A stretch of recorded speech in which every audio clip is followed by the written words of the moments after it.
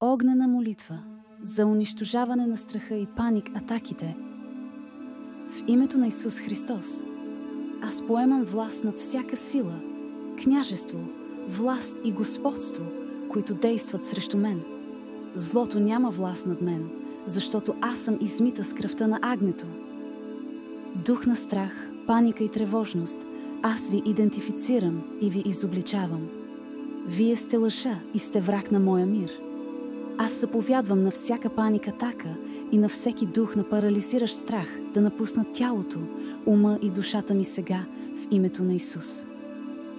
Аз разрушавам и събарям всяка духовна крепост на страх, която Сатана се опитва да изгради в моя ум.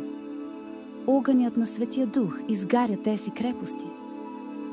Аз отменям всяко проклятие, всяка дума и всяка демонична задача, изпратена срещу моя живот. Моят Бог не ми е дал дух на страх, а на сила, любов и себевладеене според Тимотей 1:7.